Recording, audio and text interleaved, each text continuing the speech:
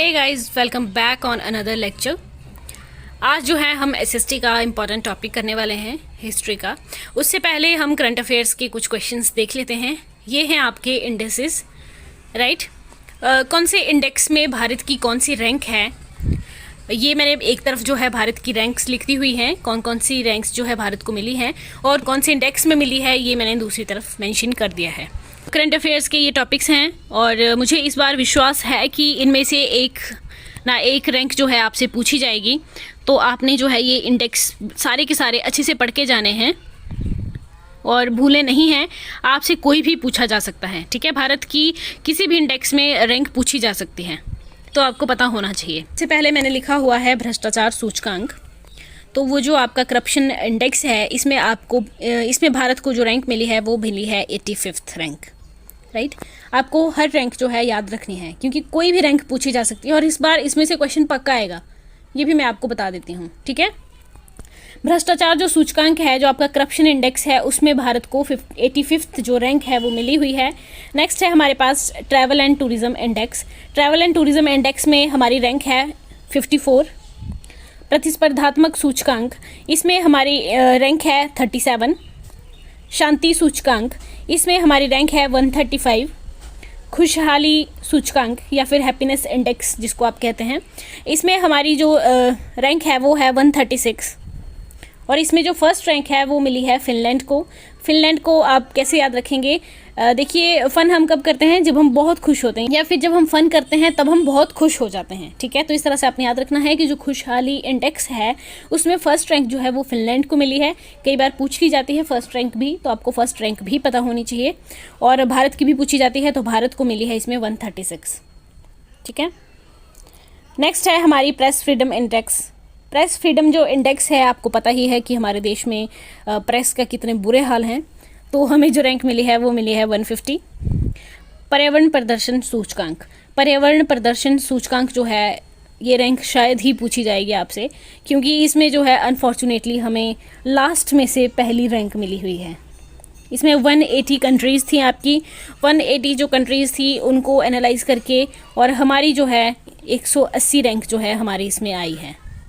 और ये भारत के लिए बहुत ही दुर्भाग्य की बात है कि पर्यावरण प्रदर्शन जो सूचकांक है वो हमारा इतना गिर चुका है कि हम, मतलब आप सोच सकते हैं कि लास्ट से हम जो है पहले स्थान पर हैं। तो इतना बुरा हाल है, पर्यावरण को हमने इतनी क्षति पहुंचा दी है कि हमारी जो सूचकांक है, जो पर्यावरण प्रदर्शन जो सूचकांक है, इसमें हमारी जो रैंक है वो इतनी ज़्यादा गिर चुकी है। पाकिस्तान से भी बहुत बुरे हाल हैं हमारे यहाँ पर, ठीक है।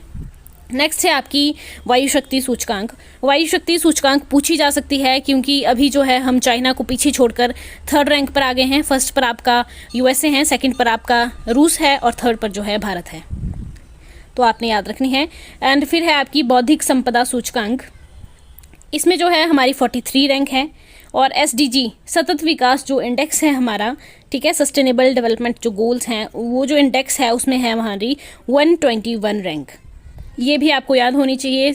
जो सस्टेनेबल डेवलपमेंट गोल्स हैं, इंपॉर्टेंट टॉपिक है, इसमें से भी क्वेश्चन आपसे पूछा जा सकता है। और जो भूखमरी सूचकांक है, तो देखिए हम खाना कितना वेस्ट करते हैं और आज आपको पता चलेगा कि कितनी ज़्यादा जो हमारी कंट्री में हालत है। भूखमरी जो सूचकांक है उसमें हम 101 नंबर पर हैं। आप अंदाज़ा लगा सकते हैं कि कितने लोग जो हैं भारत में भूखमरी की कगार पर हैं, ठीक है। तो ये थी आपकी कुछ रैंक्स जो कि बहुत इंपॉर्टेंट है आपके एग्ज़ाम पॉइंट ऑफ व्यू से। तो मेरी सबसे यही रिक्वेस्ट रहेगी कि आप प्लीज़ ये जो इंडेक्स मैंने आपको भी बताए, इनको कहीं पर नोट डाउन कर लीजिए और एग्ज़ाम में जाने से पहले एक बार इनको देख लीजिएगा, क्योंकि इनमें से एक क्वेश्चन जो है आपका इस बार एग्ज़ाम में पक्का आने वाला है। करंट अफेयर्स के क्वेश्चन है और करंट अफेयर्स का जो ट्रेंड है वो डे बाय डे आपके एग्ज़ाम में बढ़ता ही जा रहा है। तो आपने ये जो है बिल्कुल भी मिस नहीं करना है। 1 नंबर आपको यहाँ से कट नहीं होने देना है, ठीक है। अच्छे से पढ़ के जाइएगा। जो इंपॉर्टेंट है वो मैं बता देती हूँ। भ्रष्टाचार सूचकांक पूछा जा सकता है, ट्रैवल वाला भी पूछा जा सकता है, और हैप्पीनेस पूछा जा सकता है, या फिर आपसे प्रेस फ्रीडम पूछा जा सकता है। इसके अलावा वायु शक्ति जो सूचकांक है ये पूछा जा सकता है, और एसडीजी पे क्वेश्चन पूछा जा सकता है, या फिर भूखमरी पे भी जो है आपसे क्वेश्चन पूछा जा सकता है। ये मोस्ट इंपॉर्टेंट है। बाकी पढ़ने आपने सभी हैं, सभी इंपॉर्टेंट है, ठीक है।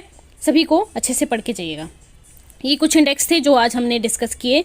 अभी कुछ रिपोर्ट्स जो हैं वो और बचती हैं, जैसे कि आपकी वन सर्वेक्षण रिपोर्ट आई है, सबसे ज़्यादा जो वन है वो कहाँ पर है और सबसे कम कौन सी स्टेट में है, सबसे ज़्यादा क्षेत्रफल की दृष्टि से कहाँ पर है, इस तरह से, या फिर प्रतिशत की दृष्टि से कहाँ पर है। इस तरह की कुछ रिपोर्ट्स हैं जो कि इंपॉर्टेंट है, जहाँ से क्वेश्चन आपके बन सकते हैं करंट अफेयर्स में से, तो वो भी हम बहुत जल्दी डिस्कस करेंगे। आज जो है फ़िलहाल मैंने आपको ये इंडेक्सेस बता दिए, तो आपने ये याद कर लेने हैं। हिस्ट्री का आज कवर करना है, उस पर आते हैं, ठीक है। तो नोट्स जो है मैंने अपने लिए बनाए थे, बहुत छोटा छोटा लिखा है, आपको शायद अगर आपको दिख रहा होगा तो वेल एंड गुड है, अगर नहीं दिख रहा होगा तो सुनाई तो आपको दे ही रहा है, तो आप सुन के अपने नोट्स बना सकते हैं, ठीक है। ये वाला जो टॉपिक है काफ़ी ज़्यादा इम्पॉर्टेंट है, और राजा राम मोहन राय, ब्रह्मा समाज, दयानंद सरस्वती, आर्य समाज, इन सब में से आपको क्वेश्चन जो है हर एग्ज़ाम में देखने को मिलेगा। आपका HP टेट हो या फिर आपका C टेट हो या फिर आपका कोई अदर कोई कम्पिटिटिव एग्ज़ाम है, वहाँ पर भी आपको इसमें से क्वेश्चन जो है वो हमेशा देखने को मिलेगा। इसलिए ये टॉपिक जो है हिस्ट्री में से बहुत ज़्यादा इंपॉर्टेंट हो जाता है, आपने बिल्कुल भी मिस नहीं करना है। चलिए शुरू करते हैं राजा राम मोहन राय से। राजा जो नाम है, राजा जो उपाधि है, वो किसने दी होगी इनको? तो क्वेश्चन इसमें से बन सकता है कि राजा राम मोहन राय को राजा की उपाधि किसने दी थी? तो वो दी थी आपके अकबर द्वितीय ने, राइट। अकबर नहीं लिख के आना है, अकबर द्वितीय ने जो है वो राजा की जो उपाधि है वो राजा राम मोहन राय को दी थी। और राजा राम मोहन राय ने, आपको पता है, 1828 में ब्रह्मा समाज की स्थापना की थी। ये इंपॉर्टेंट है, कई बार जो है वो आपसे डेट पूछी जाती है कि कब की थी, 1828 में, या फिर कई बार आपसे पूछा जाता है कि ब्रह्मा समाज की स्थापना जो है वो किसने की थी, और नीचे आपको ऑप्शन होंगे राजा राम मोहन राय, दयानंद सरस्वती, और आप जो है कंफ्यूज होकर दयानंद सरस्वती भी करके आ जाते हैं कई लोग, तो ऐसा नहीं करना है। ब्रह्मा समाज की स्थापना 1828 में राजा राम मोहन राय ने की थी, राइट।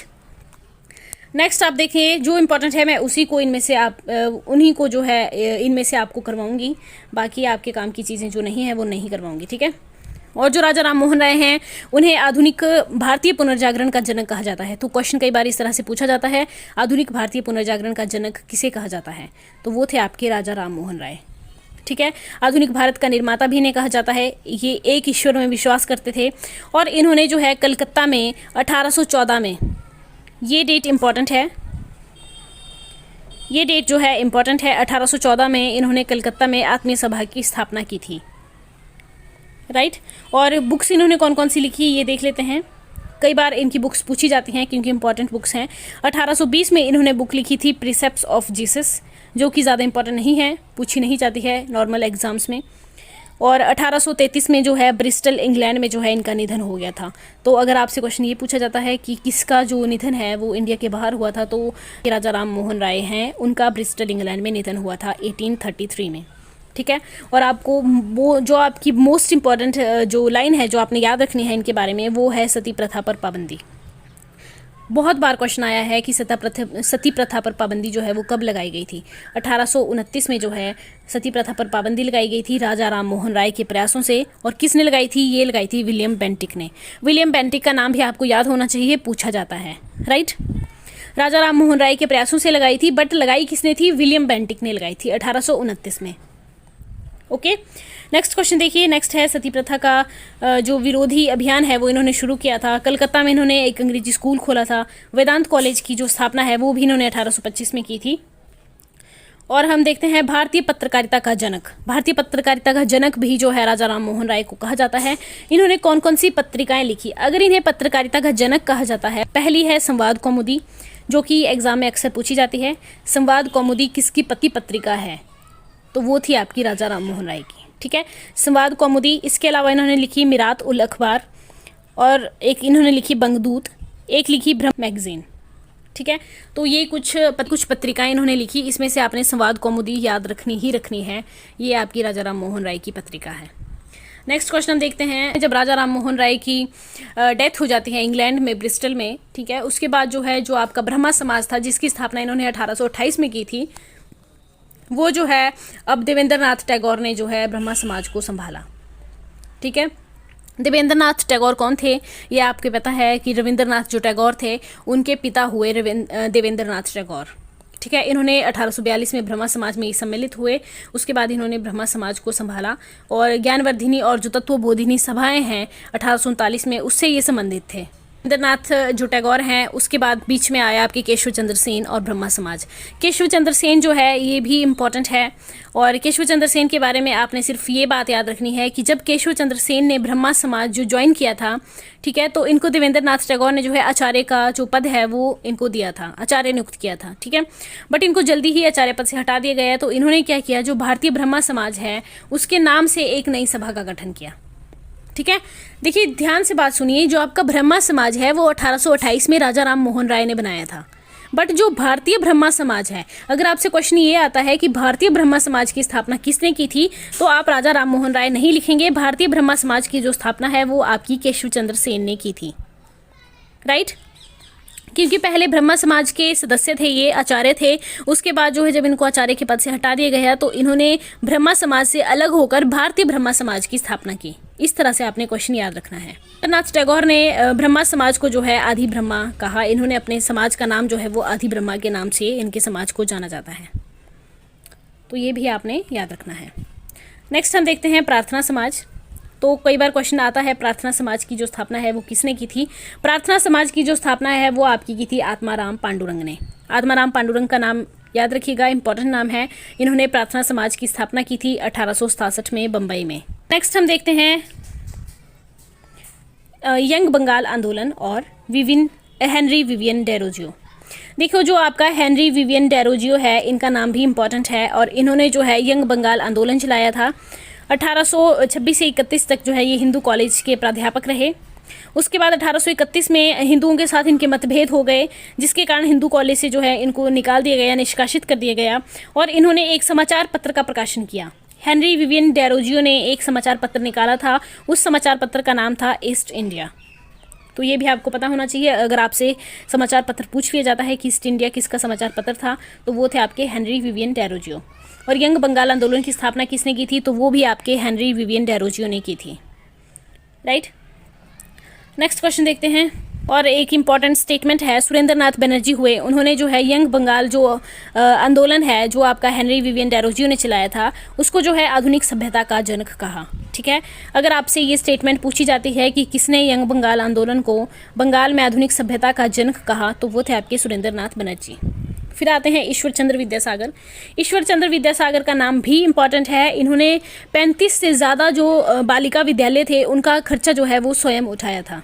आप खुद सोच सकते हैं, यहाँ पर जो है हम किसी एक अनाथ बच्चे को गोद लेने से पहले 20 बार सोचते हैं कि कैसे इस बच्चे का खर्चा उठाएंगे, क्या होगा, ठीक है।